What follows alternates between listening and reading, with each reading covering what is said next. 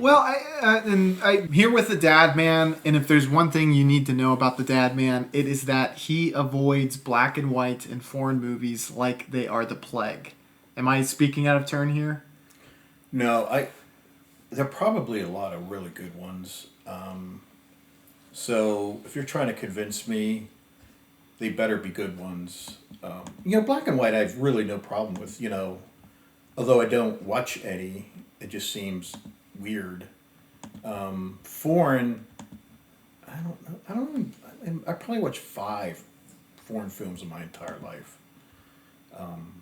Well, Aguirre was foreign. Okay, that actually, including that. Oh. I don't know of any that I I know it. I'll start with black and white because that's kind of something you're already familiar with. Yeah, I mean some of the black and white they're not even that old.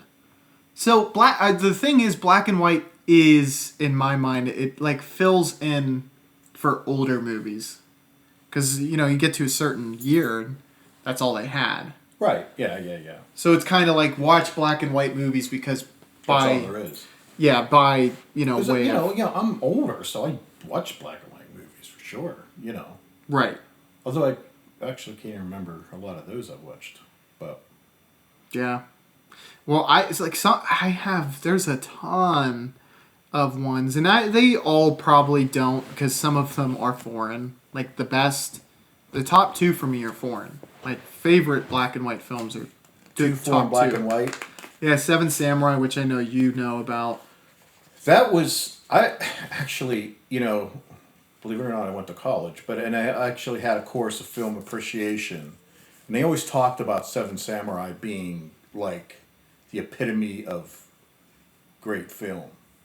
That movie, and I think I don't even know if I watched it, but I remember them, I remember that being said. It's a longer one. Well, I don't know. I like samurai films because originally it was Tarantino. I just liked Kill Bill. And then, but I was doing recording for this channel and stuff. And I'm like, well, I want to watch more films like that. But you're never going to find another Tarantino. But he was inspired by the samurai films of the 50s through the 70s. Mm-hmm. So I'm like, well, I want to watch those. And then I find Yojimbo, which is directed by the same guy who does Seven Samurai. Okay. And funnily enough, it's actually Yojimbo directly inspired a Western or a spaghetti Western. Okay. It's I think it's for a few dollars more. I'm not 100. It's one of the Dollars trilogy films. So The Good, the Bad, the Ugly is the iconic one everyone knows about. Then there's I think For a Few Dollars More, and I can't remember the third one. I've watched all 3. Those are both famous. Yeah. I don't know. And Sergio Leone, the director of the whole trilogy, had to pay director Akira Kurosawa because the court said you stole the premise of this movie for your movie. So Seven Samurai? Of Yojimbo for one of the Dollars trilogy's films. Okay. So, but it is a samurai film that directly inspired a Western. So I watched Yojimbo, I loved it, and then I loved that movie, so I guess I gotta watch Seven Samurai, and that's considered that director's magnum opus in terms of his samurai offerings, which he has quite a few. Okay. So a little. I'm sorry, I drifted. I didn't.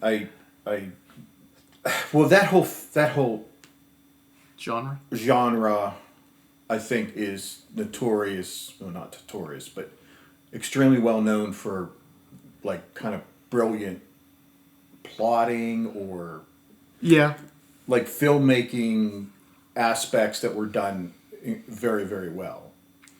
Yeah, not to be stereotypical, but I think a lot of Japanese directors take an immense amount of pride in their craft.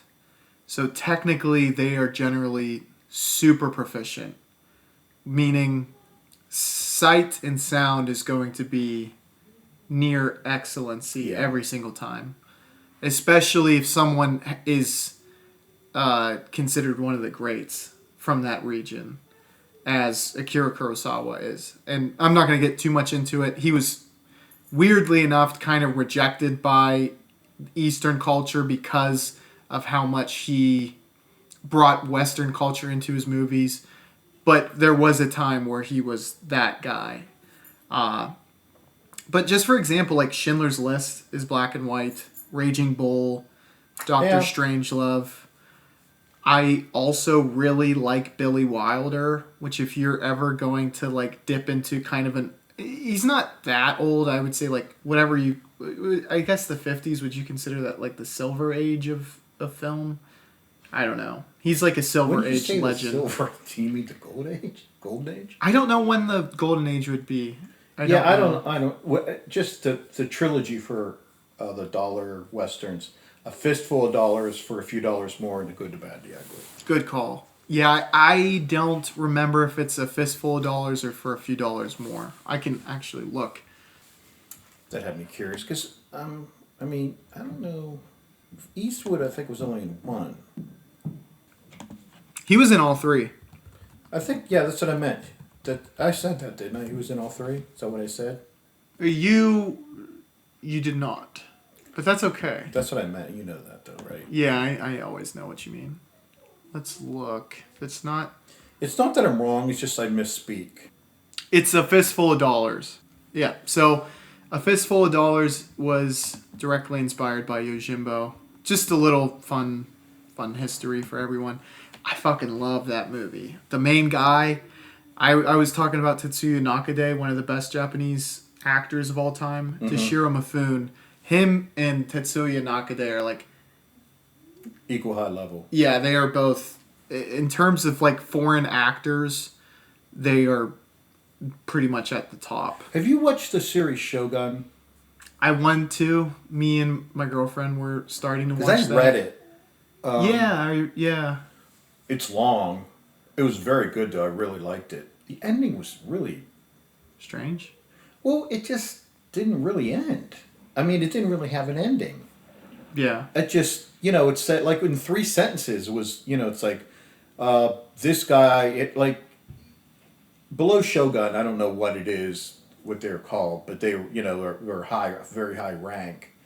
Maybe Lord, I don't know, but... The one lord and another lord were going to end up going... So the ending just said, oh, this lord, conquered the other lord, and that lord was punished, and that's it. It just stopped. I'm like, this was... If it had been a book, it would have been like 700 pages, and they went through all this stuff. And then it ends so abruptly. Yeah, it ends so abruptly. I mean, it's very good, but, literally the ending... it was just like a little kid telling a story and just saying, and that's the end, I do find humor in that. I wonder if there has to be something to that, I think. And that, intentional, I mean. Well, yeah, I would think. I just... Hard to... It didn't even bother me, because you did want to know what happened, and it did tell you that, but... It doesn't say how. Yeah. Because this big brewing war between these 2 lords, and the one lord is like definitely the underdog. Mm-hmm. And you're like, he's going to get like annihilated. And it doesn't even talk about them starting or going to war, just that there was one. And someone won and someone was punished. The way they punished the one lord, like when you read Shogun, it's like if they judge you, their punishment is so cruel. Right. That they boil you in water. Or this guy, this other lord, they buried him neck up to his neck. And then he's in the village, and then people just like throw shit at him or kick him or, it's like the most horrific torture you could imagine. Yeah. This guy was a lord, and... Yeah. That's why they commit Harry-Carry. It's like, I don't want to be captured. That's true. It's so incredibly, horrific. They're whatever. But Go ahead. I really got off topic. Well, I think it's important now to just go to foreign films because I've already kind of, flirted with why I like those so much. I mean, full disclosure, my top 5 are all English-speaking films, but then you crack it into the top 10 with Seven Samurai. The big thing is for like Ingmar Bergman, we've talked about him before. He is just insanely talented that no one can really match him at his expertise. Mm-hmm. So if he's writing about what he generally writes about with his films, he's unmatched. If you want to see a movie about that, he's incredible with drama. Yeah. Just creating conflict and resolution between, it could be an ensemble cast, but sometimes it's a tight-knit family unit. Right. His writing is incredibly compelling, and his themes are just insane. So we're talking about Bergman. He's, Danish. Just so happened, Best in the World came from them. I was paused while I was speaking about this previously, so I'll kind of do the short and skinny of it. Andrei Tarkovsky is someone, if you're looking for foreign film, you should watch Dead Man. Name something he's done. His often favorite for fans, and it's one of my favorites, is Stalker. It is sci-fi and cutting commentary of the Soviet Union while he was living in the Soviet Union. So What year very was ballsy. it? Yeah. Well, so it's got to be pre-80 something. 70 something. Okay. All right. I think. I'm going to double check that. But anywho, there's this place called The Zone where the whole world is in this sepia filter, 79. So that's like the heart of the Soviet Union. Yeah. I mean, the even the downfall hasn't even really started yet. Doesn't that start in the 80s? Yeah, I think so. Yeah. Well. The downfall might have 80s started. And the 70s. Yeah.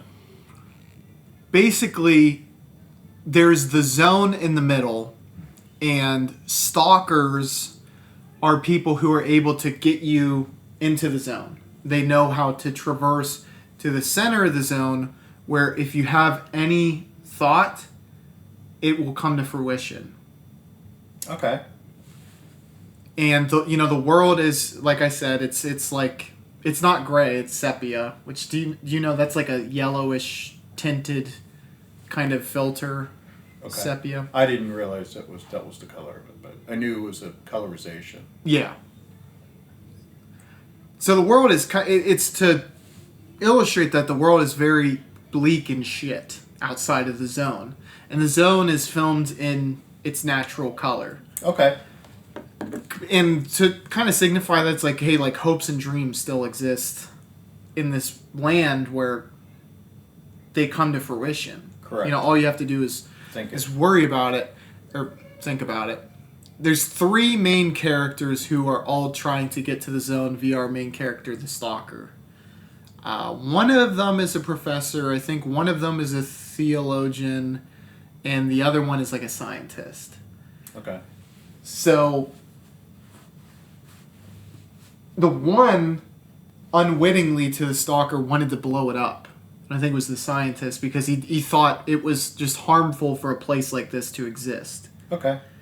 And the other one was like too cowardice to even use it. Like he really wanted to before they got there, but once he's in the zone, the heart of the zone, he was afraid to. Yeah, to actually use it.